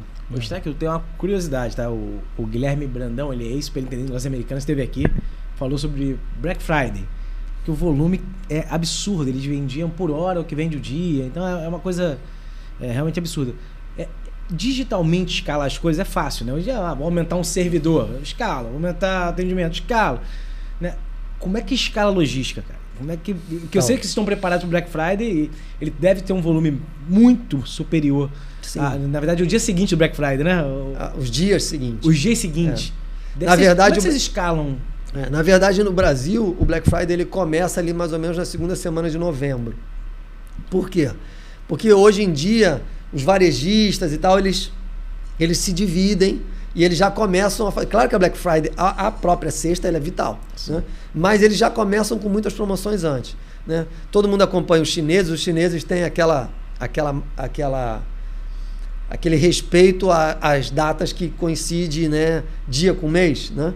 Então isso tem um significado. Não é à toa que a Olimpíada começou no 8/8, porque para eles isso tem um significado importante, enfim, tem outras mecânicas. Então você imagina, para esses caras, normalmente, esses dias, eles já não vão acordar. A Black Friday, ela é, se eu não me engano, a terceira ou a quarta sexta-feira do mês. Eu nunca sei exatamente se é a terceira ou a quarta, mas enfim, é ou a terceira ou a quarta. Acho que é a quarta sexta-feira do mês de novembro. Pô, isso nunca vai ser uma data dessa... O mês é 11, não tem como ela tá no fim do mês. Então, né, essas datas importantes para os chineses acontecem antes. Então, já vai acontecer um momento importante antes da própria Black Friday. O que a Jade faz? A Jade se prepara com bastante antecedência para esse negócio, justamente por conta dessa escalada física. Não é fácil escalar fisicamente, não é? Então, como é que você faz isso? Você tem que estar com mais entregadores preparados para receber. Obviamente, a tua rede tem que estar preparada para uma sobrecarga. A gente fica trabalhando com forecasts com os grandes clientes para saber, cara, o que você está esperando, né? Obviamente, como é que tá aí os pedidos, isso, né? Como é que tá, como é que o mercado enxerga, ó, essa Black Friday provavelmente vai ser 35% superior à outra, a anterior, por exemplo, para dar um número. Então, quando você tem esses números, a gente obviamente faz as projeções, vê a quantidade de carga que vai chegar para a gente, como é que a gente vai distribuir na nossa malha. Então, a gente tem, muitas vezes, armazéns suplementares que existem só para esse período. A gente começa a abri-los próximo da Black Friday, tipo uma pequena antecedência, coloca as pessoas, faz os treinamentos e está preparado para fazer uma logística diferente para um determinado momento. Isso acontece tanto na nossa área Jade quanto nas franquias, porque acontece essa situação. É muito comum que determinados pontos, às vezes, tenham picos de 500%, 600% de carga nesse determinado momento. Por quê? Você não tem como saber exatamente para onde que vai chegar todas as cargas. Você se programa, trabalha com os forecasts e cria as mecânicas, mas você tem que estar preparado para lidar com a exceção. E aí é claro que a gente fica gerando um monte de dashboards específicos, com análises cada vez mais rápidas, para poder ajudar toda a ponta e dizer, olha, se prepara que vai chegar uma onda de 300%, 400% por você. Entendeu? Ela já está a caminho. O pedido já chegou, eu já sei que ele vai para você, ele vai entrar na malha, você tem 2 ou 3 dias para se preparar. Como é que você já traz mais entregador, né? Já prepara um espaço a mais, já traz mais separador, né? Porque obviamente muda o SLA nesse período? Muitas vezes o SLA é um pouco diferente. Não é só na Jade, tá? O mercado inteiro. Pô, pelo amor de Deus. Ele acaba tendo que colocar alguns dias a mais. Comprei 4 geladeiras no mesmo dia. Né? É assim, né? O cara comprando aquela promoção louca. Comprei 3 TVs, 4 geladeiras. Cadê elas que eram para chegar amanhã? Americanas, o resultado que ele passou pra gente foi que era um dia de venda normal, regular, por hora. Olha isso. Não tem como não impactar. Não tem como não impactar. E você tem uma realidade no Brasil, cara. O Brasil é muito específico nesse ponto, tá? Como a gente é uma empresa global ligada a uma empresa europeia, na Europa, o Black Friday não é tão impactante quanto ele é nas Américas. A gente tem uma influência americana muito forte. Né? No Brasil, a Black Friday é mais importante que o Natal. Sim, virou. É muito mais importante que o Natal, mas é muito mais. Então... eu carrego uma percepção de desconto, né? E você pega, muitas vezes, o cara que está recebendo já o seu 13º salário, a primeira parcela. Natal, né? E já comprando para o Natal. Verdade. Então, o mercado, teoricamente, meio que se encharca de dinheiro, né? Para usar uma palavra. Antecipa o Natal. E aí você antecipa o cara, usa o Black Friday. Entendi. Então, a Jade se prepara muito para isso. Né? E é um momento onde dado ali é a diferença entre viver e morrer. A Ipiranga tem algum ciclo de grandes pedidos? Normalmente a gente tem, olhando para a logística, a nossa dor talvez tenha uma semelhança, que é assim, como a maior parte da minha venda está para os postos embandeirados, quando eu não entrego ele não tem produto, então ele seca, que é o que a gente fala. Então não pode, nunca, porque ninguém ganha, né? E naturalmente ele tem a pior experiência do mundo. Chega um cliente para um carro e fala, não, sei lá, acabou o etanol, pelo amor de Deus.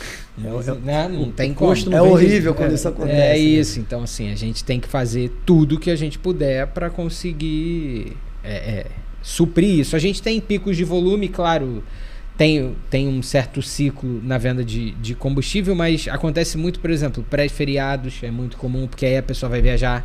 Então eu tenho um fluxo de abastecimento maior. Aí normalmente o revendedor se prepara para isso, aí ele pede antes aí. Então todo esse chicote acontece com a gente olhando no prazo. Olha, tá vindo aí o Natal. Um feriadão, por exemplo, tá vindo o Carnaval. A gente sabe que todo mundo vai se abastecer para estar preparado para aquela onda de volume de combustível sendo maior. A tua sazonalidade é mais ligada a eventos do calendário. Porque ele vai pegar o carro, né? Por exemplo, carnaval. Né? Carnaval é uma sazonalidade que deve ser importante, porque obviamente muita gente viaja.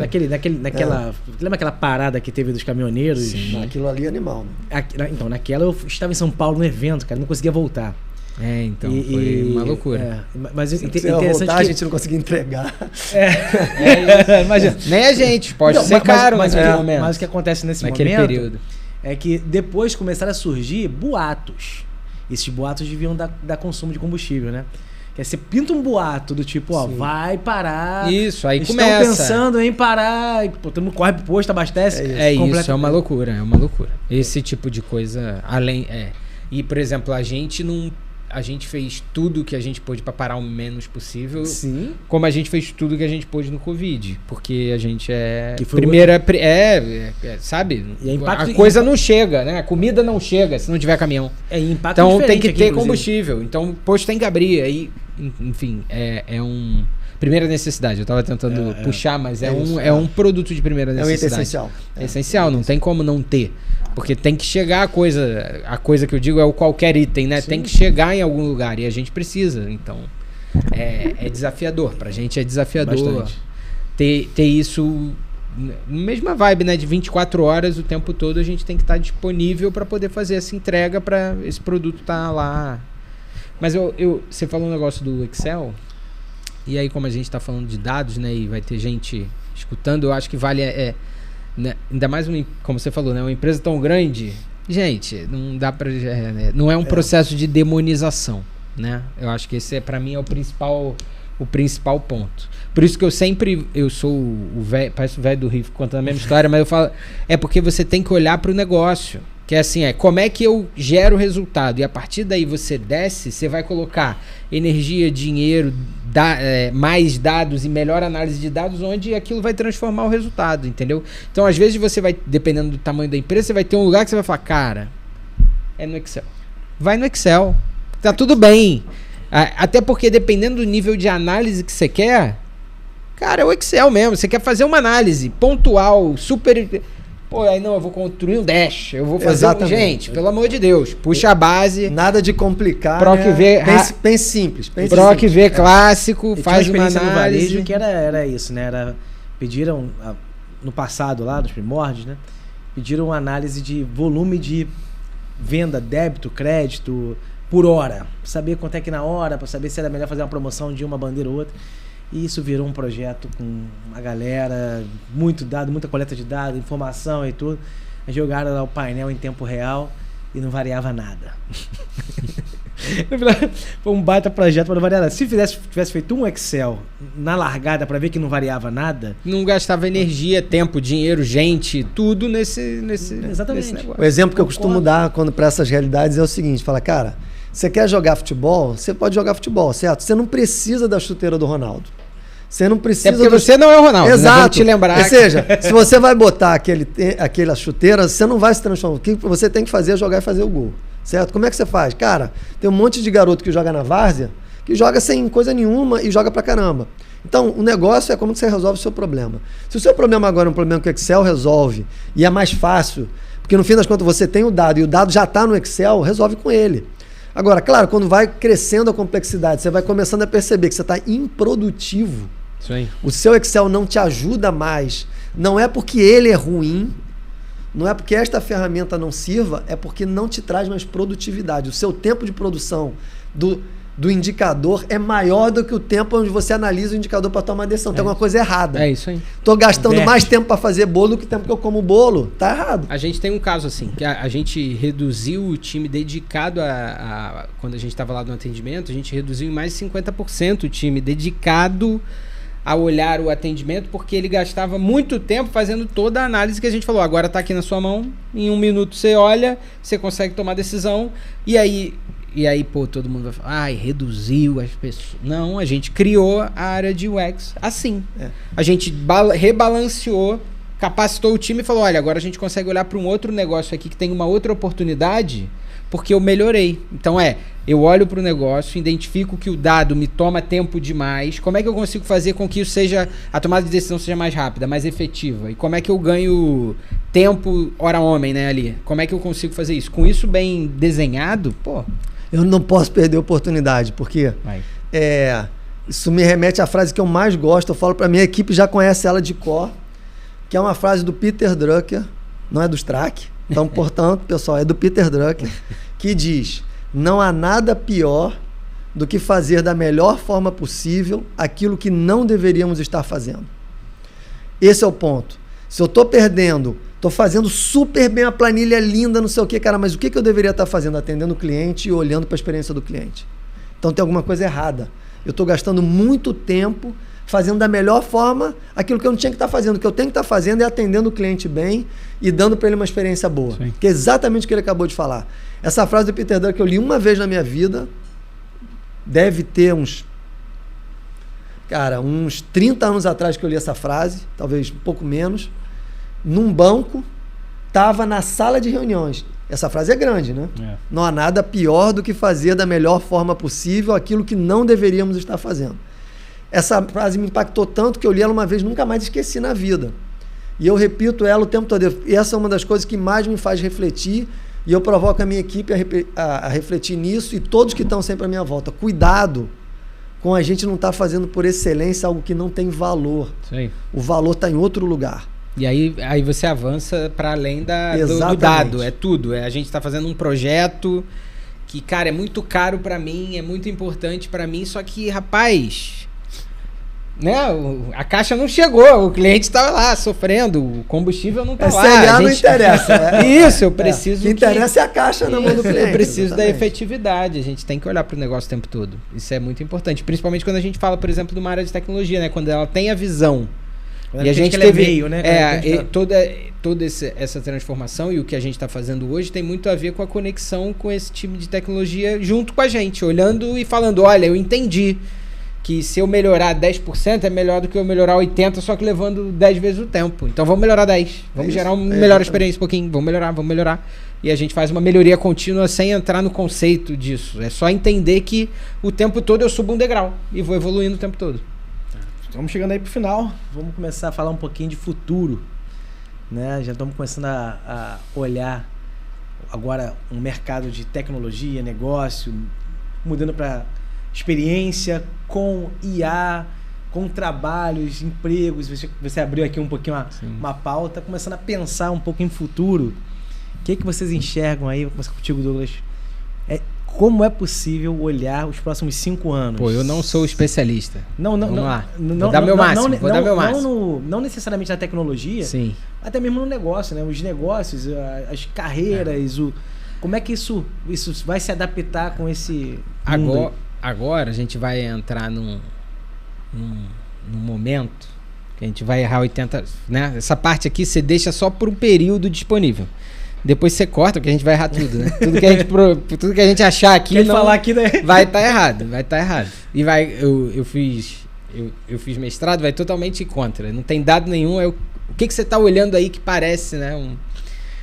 Assim, além de qualquer... Eu não vou entrar em qualquer momento apocalíptico de fim de emprego, essas coisas. Para mim, assim, um ponto importante dois pontos importantes da IA. Primeiro, não tem como.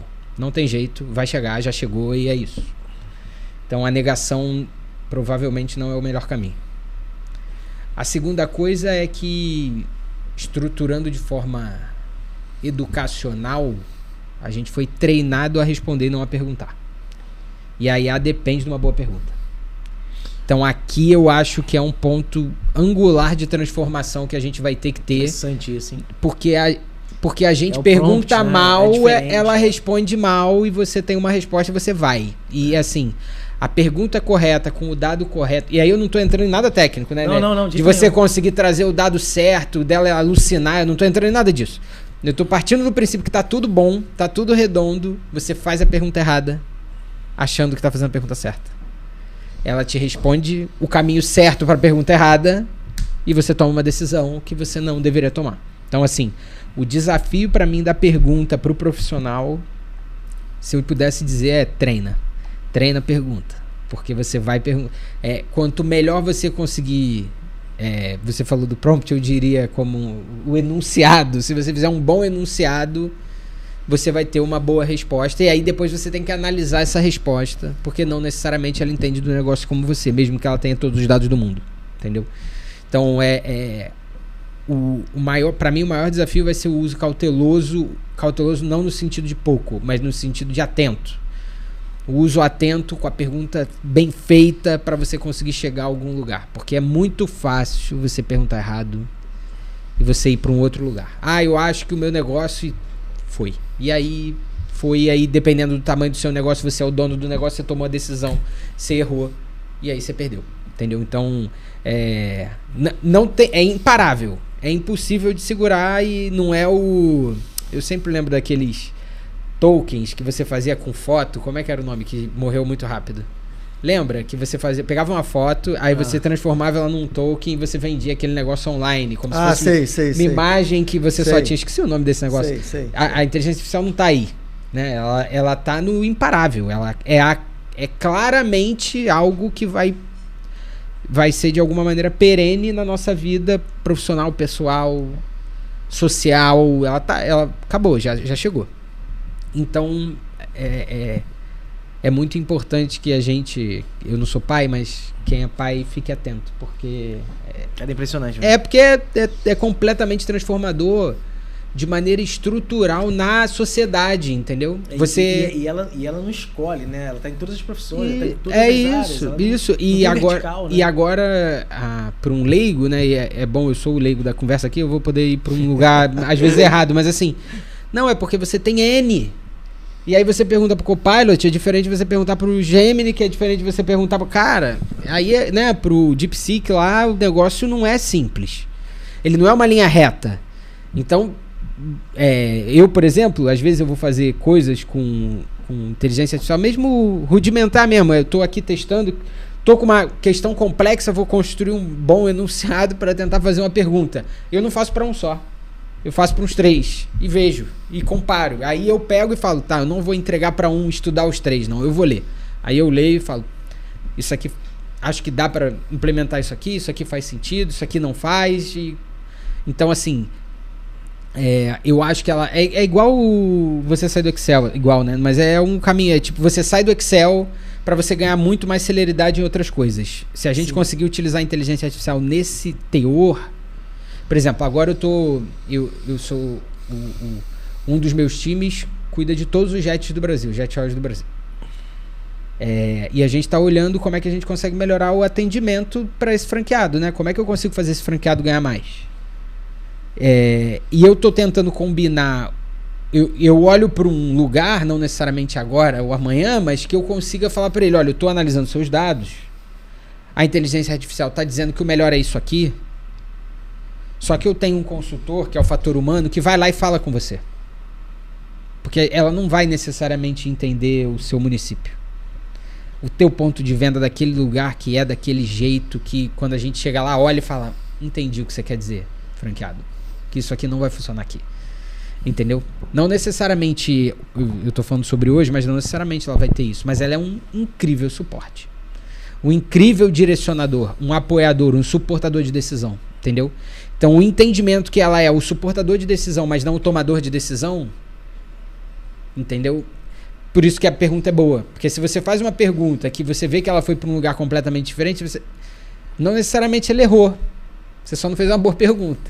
Tá, então vou ter que ajustar minha pergunta para levar ela para um lugar que faz sentido, para no final eu, o humano, tomar a decisão e ir para algum lugar, entendeu? É isso que eu vejo, pelo menos por agora. É o que está mais claro para mim. Nós fizemos uma IA que interage com o WhatsApp, né? E a gente chama de U-Bot. E aí eu passei para alguns amigos, né? Testa aí, vai falando com ela. Né? E aconteceu coisas incríveis, né? E uma delas foi um amigo que me ligou e falou assim, cara, eu tô estudando pra prova usando a IA. Aí ela tava respondendo as coisas da prova e o outro que bateu uma foto do WhatsApp do prato e perguntou quantas calorias tinha. E ele listou arroz, feijão, linguiça, farinha, tantas, 1.200 calorias. Rapaz, o negócio tá feio pra você. E é impressionante, né? Porque até, você falou agora da pergunta, né? E isso é um pouco da pessoa, né? como ela consegue fazer a pergunta, como ela cria. Eu já criei hoje em dia um hábito de criar a persona na IA, né? Então, antes de falar com a IA, eu digo, você é... Isso. Né? Quase a construção do agente, né? Que só aprendi agora, você construir ela falando, olha, esse é o seu arcabouço histórico. A partir daqui, usa esse pensamento para me responder. Perfeito. Então, assim, é muito comum hoje para usar IA, tipo, cria a persona e diz até você é isso, você tem tal formação, e você também diz, pode negar minha frase, pode falar quando eu estou errado, você tem até que informar isso, né? Que é uma das questões, mas é interessante a visão aí que eu gostei muito da visão da pergunta, né? Você deixa de ser, você foi treinado para responder e agora você tem que ser treinado a perguntar bem, né? Pô, interessante a visão. Strack, o que tu acha aí? Você que também tá na... Inclusive seria legal até dar uma pincelada naquela última apresentação do Google, que trouxe um monte de mudança aí de experiência futura, de compra. Cara, eu acho assim, eu acho que a gente está entrando num momento aonde a gente começa a poder contar com coisas inteligentes. E não é comum para a gente falar com coisas. E muito menos acreditar que coisas acertam naquilo que falam para nós. A gente tem uma experiência ruim com coisas. A nossa história de relacionamento com coisas não costuma ser muito boa. A gente não tem o hábito de fazer isso. Veja, primeiro que tentou fazer isso foi a Amazon, né, com a famosa Alexa, né? Mas não é trivial para a gente confiar num outro agente que pode falar conosco determinadas coisas. Então, acho que aqui a gente tem a primeira barreira, né? Que é uma barreira de como que você interage com as coisas. Essas coisas, a vantagem delas é que elas vão aprendendo o tempo todo, né? A IA, ela não dorme. Você aprende, você está dormindo, teoricamente seu cérebro, né, processa algumas outras coisas sem que você perceba e tal, você ganha conhecimento dormindo também, mas você para de consumir, você interioriza. Sedimenta, né? A IA não, ela está o tempo inteiro, 24/7, engolindo e processando, porque ela não precisa dormir, né? Então é claro que ela avança muito mais rápido do que um ser humano, né? Porque é inegável, ela tem capacidade de lidar com qualquer tipo de dado e essa capacidade está cada vez maior. Eu acho que a ficha para a gente cai quando a gente começa a entender que a gente vai lidar com essa coisa como a gente lida com gente. Ou seja, hoje, o resultado do trabalho que você recebe quando você compartilha com alguém é diretamente proporcional a como que você passou aquilo que você pediu para aquela pessoa. Só que quanto mais confiança você tem naquela pessoa, menos informação você dá e parece que mais ela acerta, né? Porque ela conhece mais de você. Então a mesma coisa vai acontecer e está começando a acontecer com as IAs, né?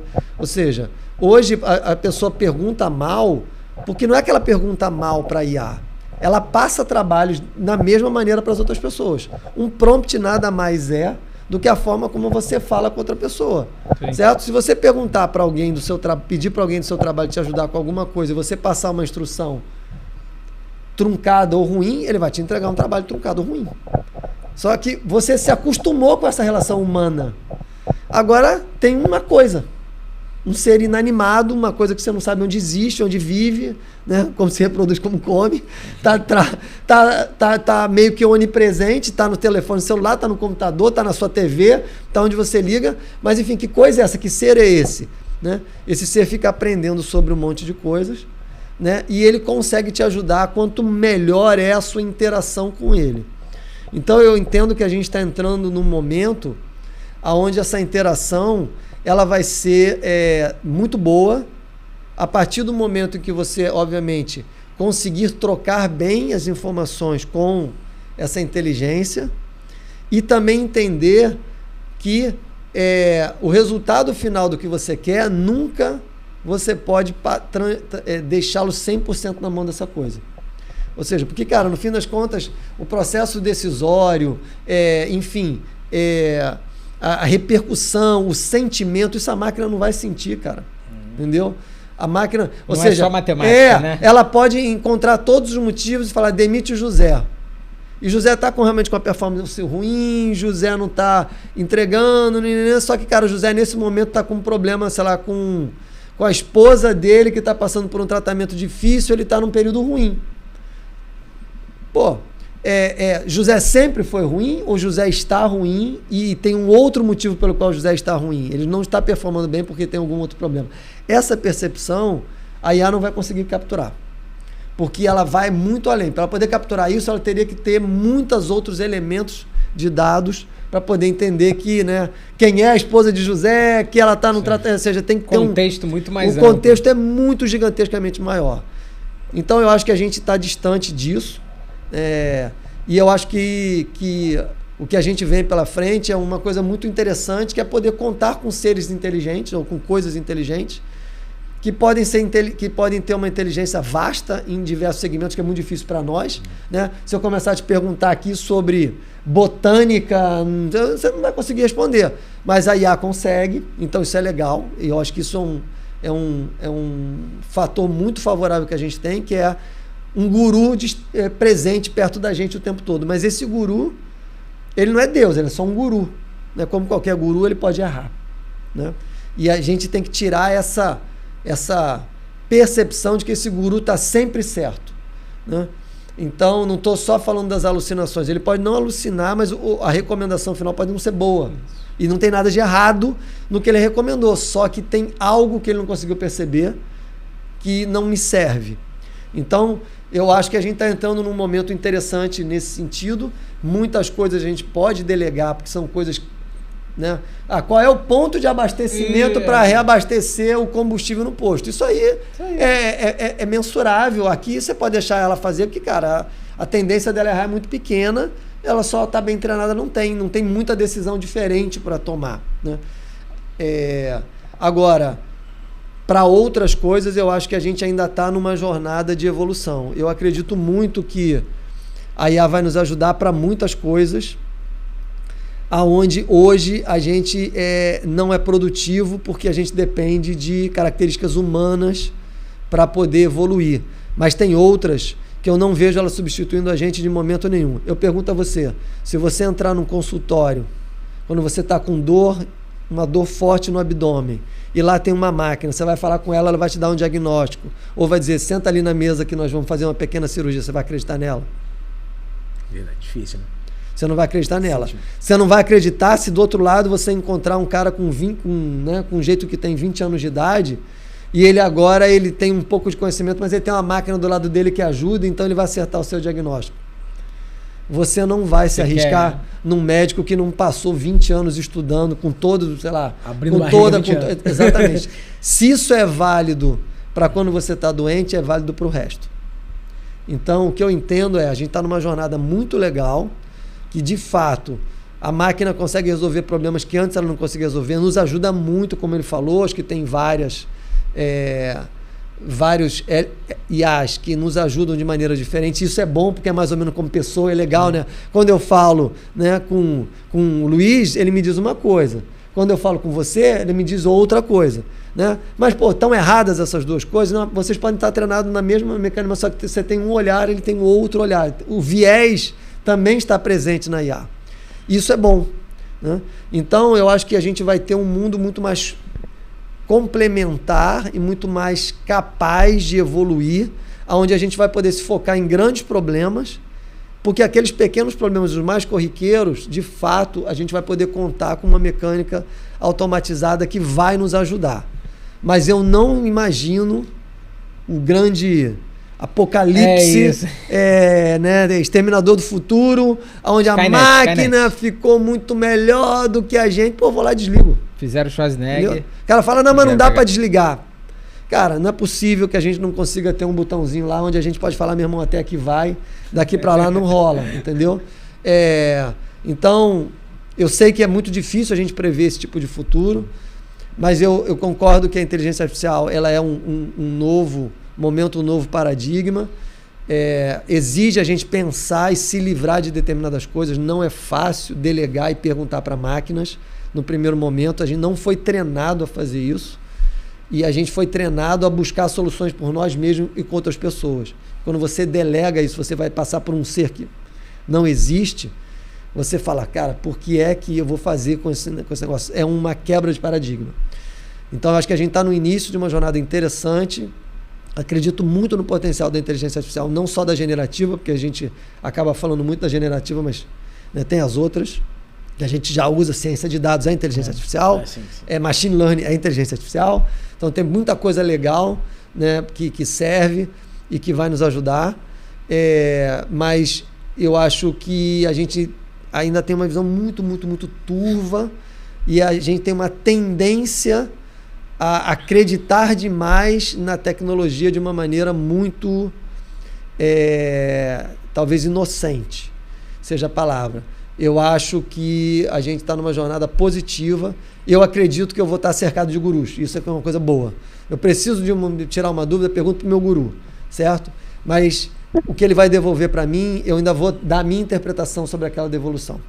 Então, eu vou ter que aprender a pedir para o guru corretamente, como você falou da pergunta. E tem que ter o senso crítico. E eu preciso do senso crítico. E o senso crítico não se delega. É isso aí. O senso crítico, ele acabou de falar que ele fez mestrado, o senso crítico depende da leitura, depende de conhecimento, depende de esforço.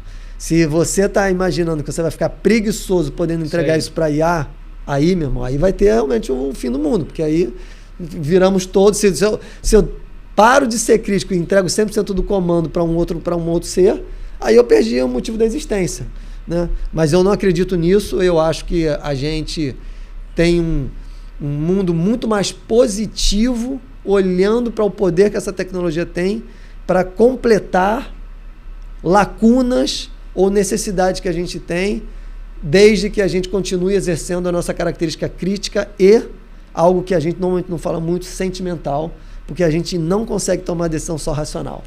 A gente tem sentimento envolvido. Perfeito. Legal. Pessoal, foi top. Vou botar aqui considerações finais, tá? Cara, foi demais. Foi troca muito legal de vocês. Aí tá top mesmo dos eventos aqui. Foi muito legal. Considerações finais, por favor. Pode agradecer o convite em nome da companhia, em nome da Ipiranga. É sempre bom estar num espaço que a gente possa trocar, conversar e ampliar um pouco o conhecimento, conhecer novos mercados que eu não conhecia, esse nível de detalhe que você explicou. Então, para mim foi excelente. Estar aqui é sempre relevante, sempre importante, e a gente conseguir trocar para falar que as coisas não são esses bichos de 7 cabeças, né? Essa complexidade impossível que esse novo entrante fala, cara, mas será que esse negócio de, né, muito dado, eu tô ferrado, eu não tenho aqui, eu só tenho... Cara, calma, olha pro negócio que a gente vai conseguir transformar. Acho que esse é o ponto principal. Pô, legal, obrigado. Strack, considerações finais. Sempre um prazer, né? Ou seja, obrigado pelo convite, muito bom estar aqui trocando, muito legal ver o outro lado, né, da experiência da Ipiranga e dessa visão de completude. É muito interessante. A gente sempre aprende muito, né? Eu costumo dizer, cara, eu entrei na tecnologia porque eu acho que tecnologia é uma coisa que ajuda a gente a ser melhor. Esse é o motivo pelo qual eu não saio dela, né? Porque para mim tecnologia não é só tecnologia, ela por si só não existe. Né? O homem, né, a humanidade desenvolve tecnologia para resolver problema, né? Não precisava fazer roda, fizemos roda. A roda foi tecnologia, né? Então hoje a gente gosta, eu particularmente gosto muito de tecnologia digital, mas eu acredito que isso ajuda a melhorar a vida das pessoas, tá? Então é muito bom a gente estar aqui, né, trocando, a gente vendo, né, como que dados, como que interpretar dados, como que isso está ligado com o negócio, independente do negócio, aprender sobre os negócios. Então é um prazer, participar, muito bom. Agradeço em nome da Jadlog também, né? E eu não posso deixar de terminar dizendo para, né, quem está nos assistindo que, né, se você tem que entregar alguma coisa, lembra da Jadlog, né? E vai no Jadlog Entregas, Perfeito. Que é o jeito mais simples e rápido para você entregar um pacote na casa de quem quer que você queira entregar, aonde quer que ela esteja. Mas se foi comprar na loja, abastece aonde? É isso. Foi Ipiranga, né? Não tem jeito. Cara, muito legal. Pô, agradeço mais uma vez aqui a Ipiranga. Os dois são clientes, né, da Ildata. Agradeço também a Jadlog. E aí vou também aproveitar. Quer fazer um projeto de dados, quer pensar... Momento Jabá. Momento Jabá. Fala Caio Data. Então, gente, muito obrigado. Tá? Admiro demais vocês dois como profissional e é de verdade. Eu realmente tenho admiração por vocês sabem disso, eu deixo sempre claro. Pessoal, muito obrigado por tudo por esse momento aqui, acompanhar a gente. E como tá de praxe, né? Encerrando aqui, eu sou o Luiz Gago, me chamam de Gaguinho. Isso é tudo. Pessoal, valeu e até a próxima. Obrigado, galera. Valeu.